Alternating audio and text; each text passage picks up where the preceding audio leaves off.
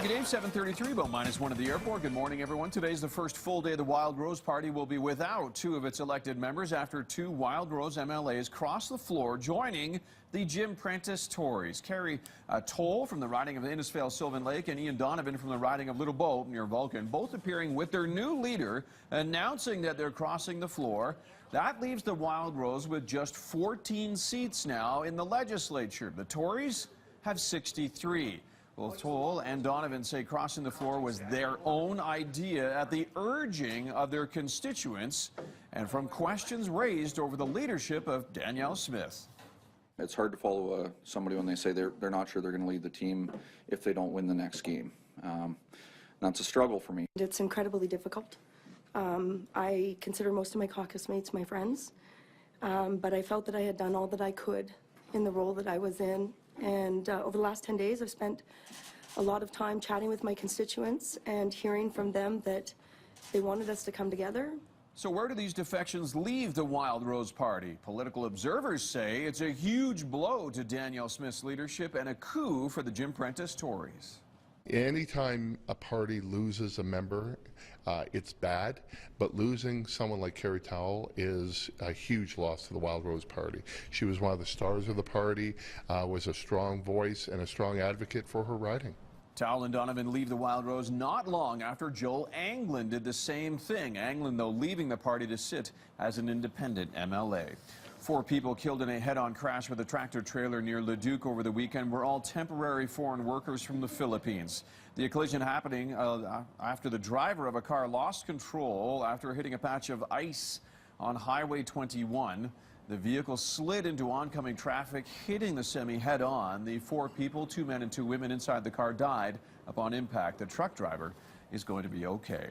Seniors care workers at Aged Care's Beverly Centers say their employer is stalling in negotiating a fair agreement. Nearly 200 workers at the Calgary facility joining the Alberta Union of Provincial Employees last May. The union says it's been trying to bargain a first collective agreement with Aged Care for months, but reps have canceled every scheduled meeting since the initial negotiations began back in August. There's a shortage constantly of people to do the care. There's not enough people on duty to do the amount of care that the people, the residents like myself, need. Negotiations, by the way, are scheduled to resume again on Monday. Time to focus on business. Our business editor, Mike Uppel, joining us now. Mike, Black Friday deals happening already this week, including some from BlackBerry. Yeah, you got your traditional retail Black Friday deals, but the tech sector gets into this, the airline industry as well. We'll talk about that in a second, but BlackBerry announced late yesterday that if you are willing to trade in your iPhone, regardless of whatever model you may have, for a BlackBerry passport, you could be looking at a cash rebate of upwards of $550 to $600. That's how aggressive they're trying to be to regain some market share for that newest BlackBerry model. And they've also got some Black Friday specials as well, and a BlackBerry passport in either red or white. So they're trying to be a little bit more aggressive here under the leadership of CEO John Chen. Whether or not Canadians, or for that matter, global smartphone users will be willing to give up their iPhones, that remains to be seen. But nevertheless, it could be interesting times for BlackBerry. And they've shown some improvement most recently on the market. Now, I mentioned the travel industry because I've gotten a number of emails in already over the course of this week about some Black Friday sales specifically out of the U.S.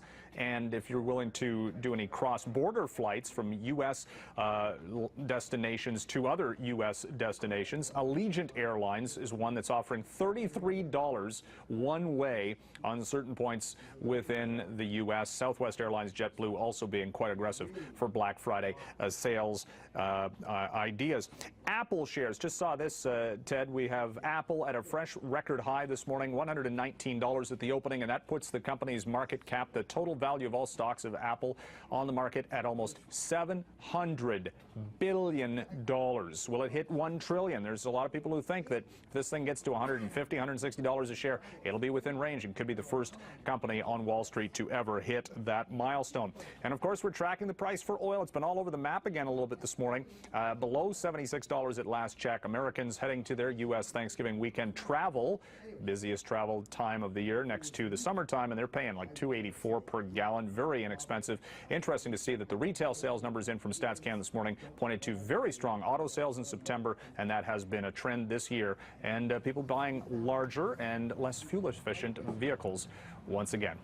Ted, back to you. All right, good stuff. Thank you, Mike. That's business editor Mike Apple. You can hear Mike on 660 News at 26 and 56 after the hour.